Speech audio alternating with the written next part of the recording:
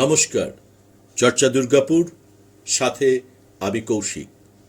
আজকের চর্চার বিষয় জননেতা, যথেষ্ট দক্ষ, সাংগঠনিক শক্তিসম্পন্ন,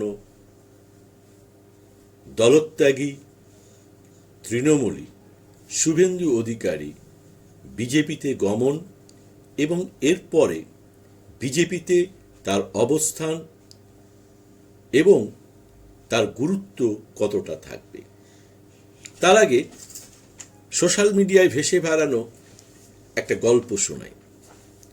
গল্পটা খুব মজার, আমার চোখে লেগেছে, তাই আমি আপনাদের সাথে একটু শেয়ার করছি গল্পটা।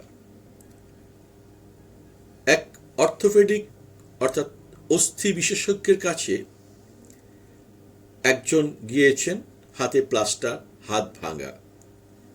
তিনি বসে আছেন, ডাক্তারবাবুকে দেখাবেন। একটু পরেই সেই একই চিকিৎসকের কাছে একজন পায়ে প্লাস্টার করা, পা ভেঙে গেছে যুবক এলো। দুই যুবক একে অপরকে দেখে মিষ্টি হাসল, হেসে বলল, আরে তোমার হাতে কি হয়েছে? তোর পায়ে কি হয়েছে? যার হাত ভেঙেছিল সে পা ভাঙা যুবকটিকে বলল, আর বলিস না ভাই, সেই 98 সাল থেকে তৃণমূল করছিলাম, এখন সিপিএম থেকে সব তৃণমূল হয়ে গেছে। তারা হঠাৎ এই মাস দেড়েক আগে আচ্ছা করে পিটিয়ে দিয়ে হাত ভেঙে বলল, তোদিকে কে এখন তৃণমূল করতে বলেছে, যা বাড়ি যা। বলছে, আরে দাদা, তোমার মতন আমারও হাল। কেন? আর বলো না, সেই কবে থেকে বিজেপি করছি, এখন তো সব তোমাদের তৃণমূল থেকে বিজেপিতে চলে যাচ্ছে। এই মাসখানেক আগে তারা বলল, এত লাপাচ্ছিস কেন, বিজেপি করতিস, এখন আর তোদিকে বিজেপিতে দরকার নেই, আমরা তৃণমূল থেকে এসে বিজেপি করছি। তর্ক করতে গেলাম, দিল পাটা ভেঙে। বলছে, তাহলে হ্যাঁ, এটাই তো সময় এলো, সিপিএম থেকে তৃণমূল, লালমূল, আর এখন তোদেরটা বিজেমূল, তৃণমূল থেকে বিজেপিতে। ছোট্ট গল্প। গল্পটা গল্প হলেও বাস্তব। সিপিএম থেকে তৃণমূল, এখন তৃণমূল লালমূলে পরিচিত। আর তৃণমূল থেকে বিজেপিতে এখন বিজেপি আর নেই, বিজেমূলে পরিণত। তা যেটা বলছিলাম, শুভেন্দু অধিকারী, তার বাবা শিশির অধিকারী তৃণমূলের সাংসদ, তার ভাই দিব্যেন্দু অধিকারী তৃণমূলের সাংসদ, তার বাবা দীঘা উন্নয়ন পর্ষদের চেয়ারম্যান, হলদিয়ার সব কারখানার শ্রমিক নেতা। শুভেন্দু অধিকারীর এক ভাই কাঁথি পৌরসভার চেয়ারম্যান, শুভেন্দু অধিকারীর ভাইয়ের স্ত্রী পৌরসভার কাউন্সিলর, রাজ্যের সাধারণ সম্পাদক। শুভেন্দু অধিকারী তৃণমূলের 7 জনের কোর কমিটির অন্যতম সদস্য। শুভেন্দু অধিকারী নিজে তিনটি দপ্তরের মন্ত্রী। অর্থাৎ তৃণমূলে যদি কারোর কোনো ক্ষমতা থাকে গুরুত্ব অনুসারে, মমতা বন্দ্যোপাধ্যায়ের পরেই শুভেন্দু অধিকারীর সাংগঠনিক, জেলাগতভাবে, রাজ্যগতভাবে এবং প্রশাসনিক যে ক্ষমতার অধিকারী ছিলেন, অধিকারী যুবরাজ। আরও একটা কথা বলতে ভুলে গেলাম, শিশির অধিকারী তার জেলার দলের জেলা সভাপতি। অর্থাৎ শুভেন্দু অধিকারী এবং অধিকারী পরিবার তৃণমূলে যে গুরুত্বটা পেয়েছেন তাদের সাংগঠনিক শক্তির জন্য, শুভেন্দু অধিকারী তিনি যখন বিজেপিতে গেলেন তখন তার গুরুত্বটা কি রকম থাকবে, গুরুত্বটা কি, একটু আসা যাক। শুভেন্দু অধিকারীর সম্বন্ধে আমার কোনো অ্যালার্জিও নেই, কারণ আমি তৃণমূল কংগ্রেস করি না। শুভেন্দু অধিকারী সম্বন্ধে আমার কোনো মোহ নেই, কারণ তার সাথে মুখোমুখি আমার কোনোদিন সাক্ষাৎ হয়নি। হলে আমি তাকে প্রশ্ন করতাম, একটি ধর্মভিত্তিক রাজনৈতিক দলে আপনার ভূমিকা কি হবে আপনি ভেবে দেখেছেন কি? এ প্রশ্নটা যদি আমি সাংবাদিক হতাম, মাঠে ঘাটে কাটা সাংবাদিক হতাম, আমি তাকে প্রশ্ন করতাম। যাই হোক, চর্চার মূল বিষয়ে আসি। তৃণমূলে তিনি এটা ছিলেন, বিজেপিতে কি হবেন? আবার সোশ্যাল মিডিয়ায় ভেসে বেড়ানো একটা গল্পের দিকে যাই। একটা ছবি পোস্ট হয়েছে, সেখানে শুভেন্দু অধিকারী মুকুল রায়কে কানে কানে বলছেন, আমাকে মুখ্যমন্ত্রী করবে বলেছে। মুকুল রায় বলছেন, ওটা আমাকেও বলেছিল। তখন শোভনদেব চট্টোপাধ্যায় কানন বলছে, আমাকে কলকাতার মেয়র করবে বলেছিল। মানে এরা প্রত্যেকেই আজকে কি হবে, এদের গুরুত্বটা কি, এটা সোশ্যাল মিডিয়া কিন্তু তুলে ধরছে। যাই হোক, বিজেপি নিশ্চয়ই এদিকে অত্যন্ত গুরুত্বপূর্ণ পদ দেবে, অন্তত শুভেন্দু অধিকারীকে। একটা কথা বলি, কোনো সরকার যখন পরিবর্তিত হয় তখন কতগুলো ইস্যু থাকে। সেই ইস্যুটা কি? কখনো শ্রমিক আন্দোলন, কখনো কৃষক আন্দোলন, বা কখনো কোনো অন্যায় বিল বা অন্যায় ভূমিকা নেওয়ার জন্য, স্বৈরতান্ত্রিক ভূমিকা নেওয়ার জন্য রাজ্য সরকার বা কেন্দ্র সরকারের পরিবর্তন হয় গণতান্ত্রিক ভারতবর্ষে ভোটের মাধ্যমে। মমতাকে হারাতে হবে, তাই যত পারো তৃণমূলীকে নিয়ে নাও। এইটা হচ্ছে পশ্চিমবাংলায় এখন বিজেপির ক্ষমতা দখলের প্রধান ইস্যু। আপনি তাকিয়ে দেখুন, ভাগ মুকুল ভাগ, সেই যে শুরু হলো আর থামতে চায় না। আপনারা বিজেপির কোনো মঞ্চে সারদা এবং নারদার কাহিনী আর শুনতে পারবেন না। আর এ নিয়েও অবশ্য অধীর মান্নানদের কোনো দুঃখ নেই। অধীর মান্নানরা এটা বলে না যে বিজেপি কেন সারদা নারদা বলছে না, ওরা মমতাকে গাল দেয়, মমতা বন্দ্যোপাধ্যায়কে গাল দেয় অধীর মান্নানরা, কিন্তু বলছে না কেন বিজেপি এদিকে দলে নিচ্ছে বা কেন বিজেপি এদের বিরুদ্ধে ব্যবস্থা নিচ্ছে না। যাই হোক, মুখ শোকাশুকি থাকতেই পারে, কারণ সবার শত্রু মমতা বন্দ্যোপাধ্যায়। আর মেয়েরা যখন ওপরে ওঠে তখন একটু বেশি শত্রুতা হয়। যেমন অশালীন ভাষায় বামেরা গাল দিয়েছিল ডাইনি বলে ইন্দিরা গান্ধীকে। অবশ্য দুর্ভাগ্য এটাই যে এখন এই ইন্দিরা গান্ধীর নাতিকে নিয়েই দিন কাটছে। সিপিএম এর ভরসা এখন ইন্দিরা গান্ধীর নাতি। যাই হোক, প্রসঙ্গে ফিরে আসি। শুভেন্দু অধিকারীর আগে দলে গেছিলেন মুকুল রায়, শঙ্কুদেব পান্ডা, সব্যসাচী, এরপরে গেলেন শোভনদেব, এরপরে গেলেন শুভেন্দু অধিকারী। প্রত্যেকের গায়েই একটা করে স্ট্যাম্প লেগে আছে, সারদা বা নারদা। এবং বিজেপি এককালীন এই ছবিগুলোকে, ফুটেজগুলোকে দেখিয়ে ভোটে ফায়দা লোতার চেষ্টা করেছিলেন, কিন্তু দুর্ভাগ্য জনগণ তাদেরকে সে ফায়দাটা লুটতে দেয়নি।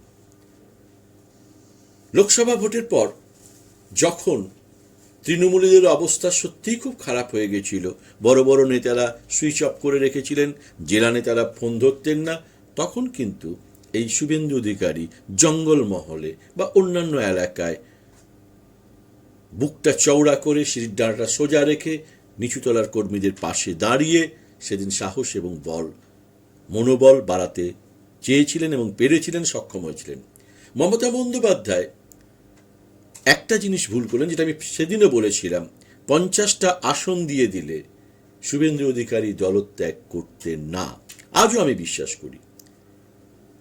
বুথ সভাপতি হওয়ার যোগ্যতা না থাকা অভিষেক বন্দ্যোপাধ্যায়কে ওপরে তোলার ফল কিন্তু অহেতুক যোগ্যতার থেকে বেশি সম্মান দেওয়ার ফল কিন্তু শুভেন্দু অধিকারী দলত্যাগ।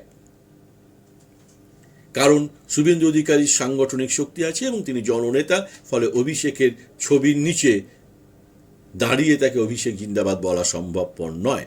এটা বাস্তব সত্য, এবং এটা বাস্তব সত্য যে অভিষেক বন্দ্যোপাধ্যায়ের জন্যেই শুভেন্দু অধিকারীর মতন জননেতাকে হারালেন মমতা বন্দ্যোপাধ্যায়।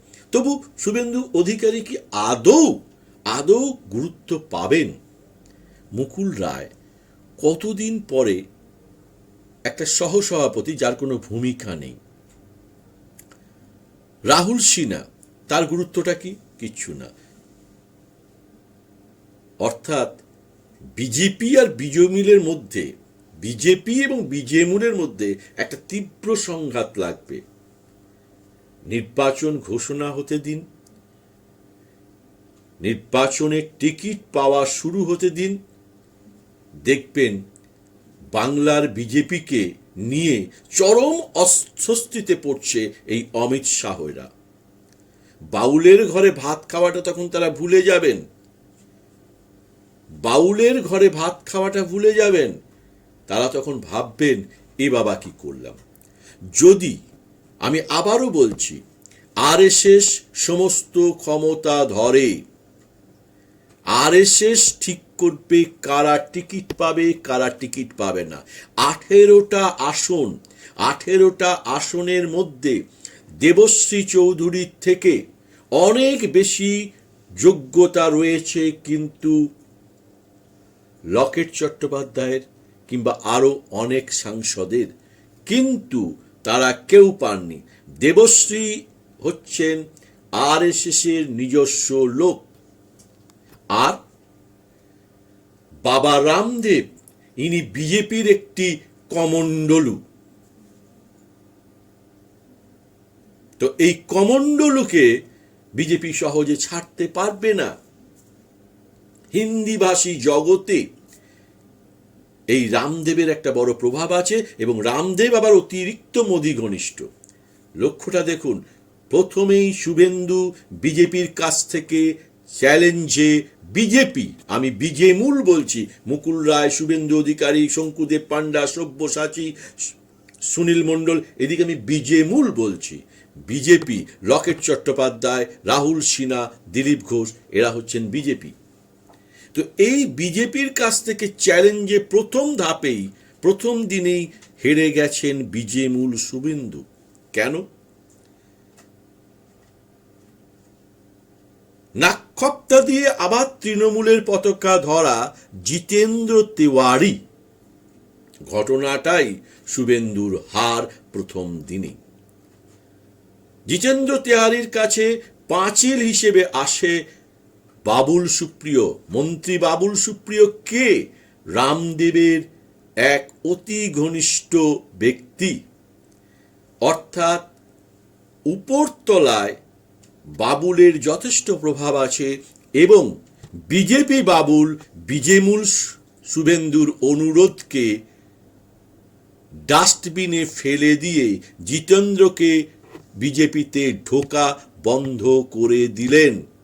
এটাই শুভেন্দুর পরবর্তীকালে বিজেপি থেকে গুরুত্ব হতে চলেছে, বা গুরুত্বহীন শুভেন্দু অধিকারী বিজেপিতে, সেটাই কিন্তু প্রথম দিনের প্রমাণ জুটে গেল। তো যাই হোক, আবারও আমি বলছি, শুভেন্দু অধিকারী তিনটি দপ্তরের মন্ত্রী ছিলেন, একটা মন্ত্রিত্বও তিনি পাবেন না। কারণ কি? খুব সহজে যদি আমরা বিচার করি, তাহলে আমরা দেখব টিকিট বিতরণ করবেন, বিলি করবে আরএসএস এর সিদ্ধান্ত অনুসারে বিজেপি নেতারা। যদি বিজেমূল টিকিট পায়, তাহলে বিজেপিদের গুসা হবে, আর সেই গুসায় ঠেলা সামলানো বিজেপির পক্ষে খুব মুশকিল হবে। আর বিজেমূলরা যদি টিকিট না পায়, বিজেপিরা পায়, তাহলে কিন্তু বিজেমূলরা অসহায় হবে, এবং ভোটের মুখে বিজেমূলরা নিজেদের সংগঠনকে, সাংগঠনিক শক্তিকে ব্যবহার করে বিজেপির বিরুদ্ধে কিন্তু অন্তর্ঘাতের কাজ চালিয়ে যাবেন। এটা আমি চ্যালেঞ্জ করে বলতে পারি। অবস্থা তখন চরম অস্বস্তিকর হবে বিজেপির সর্বভারতীয় নেতাদের। আপনারা একটা জিনিস বুঝে রাখবেন, রাহুল সিনহা ফোঁস ফাঁস যা করলেন, নির্বিচার হয়ে পড়ে রইলেন। দিলীপ ঘোষ অপ্রাসঙ্গিক, অপ্রয়োজনীয় মন্তব্যের একটা পিপে, ড্রাম। লকেট চ্যাটার্জি কোনো গুরুত্বই নাই, কোনো সংগঠনই নাই। সৌমিত্র খাঁ দিলীপ ঘোষ তাকে এমন করলো, সে যে নামটি পাঠায় দিলীপ ঘোষ সেই নামটি কেটে দেয়। বুঝে নিন, সৌমিত্র খান বিজেমূল গুরুত্ব দেয়নি, কিন্তু একটা দিয়েছে যুব মোর্চার সভাপতি, কিন্তু তিনি যাকে যাকে সভাপতি করেছেন তাকে তাকে কিন্তু ছাঁটাই করে দিয়েছেন দিলীপ ঘোষ। মুকুল রায়, তার কোনো ভূমিকা আছে? যা বলবেন দিলীপ ঘোষ তাই হবে, কারণ দিলীপ ঘোষ RSS এর লোক। যুক্তিটা কিন্তু যুক্তি দিতেই মানতেই হবে। তাহলে এই বিজেপি টিকিট পেলে বিজেমূলরা অন্তর্ঘাত করবে বিজেপির ভেতরে বসে থেকে, এবং নির্বাচনের পরে আবার এরা ঘাস ফুলে ফিরে আসবে পদ্ম ফুল থেকে এক লাফে। যদি টিকিট পায় তাহলে বিজেপির গুস্সা হবে, আদি বিজেপি কর্মীরা বসে যাবে, এবং সেখানেও বিজেপি নিজস্ব ফায়দা তুলতে পারবে না।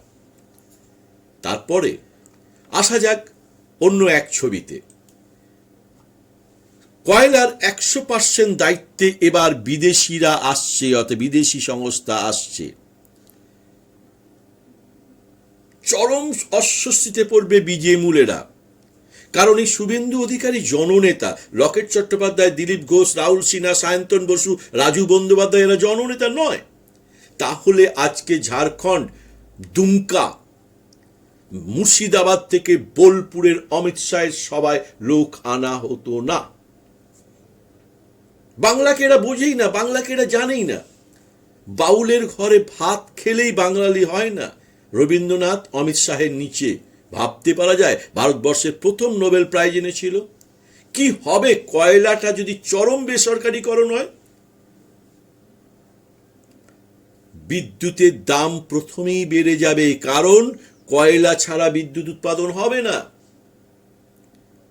সরাসরি 25 লক্ষ লোক, 25 লক্ষ শ্রমিক কয়লা খনিতে কাজ করে, সরাসরি, ডিরেক্ট, ইনডিরেক্ট নয়, ডিরেক্ট 25 লক্ষ, 25 lakhs লেবার। এরা বেকার হবে, এবং এই পরিবারগুলোকে যদি 4টে করে লোক ধরা হয়, 1 কোটি মানুষের জীবন সংশয় হবে। A to Z কয়লা খনিগুলো নিয়ন্ত্রণ করবে বিদেশিরা, নিজেদের ইচ্ছে মতন দাম বাড়াতে পারবে। অর্থাৎ কয়লা হবে ভারতের, দাম ঠিক করবে বিদেশিরা, মুনাফা নেবে বিদেশিরা। যে রেল, যে বিদ্যুৎ তৈরি হয়, সেই বিদ্যুতের রেল চলে, সেই রেল ভাড়া বাড়বে, মূল্যবৃদ্ধি বাড়বে। আর ইস্ট ইন্ডিয়া কোম্পানি যেমন লাভ করে নিয়ে গেছিল, সেরকম বহু বিদেশি কোম্পানি লাভ করে নিয়ে যাবে। সমস্যায় পড়বেন শুভেন্দু অধিকারীর মতন জননেতারা। কি বলবেন তারা? আজকে নন্দীগ্রামে দাঁড়িয়ে শুভেন্দু অধিকারী কি বলতে পারবেন? যে নন্দীগ্রাম তাকে পরিচিতি দিয়েছে এবং যিনি গর্ব করে নন্দীগ্রামের কথা বলেন, সেই কৃষক আজকে দিল্লির বুকে ঠান্ডায় 30 জন কৃষক মারা গেছেন।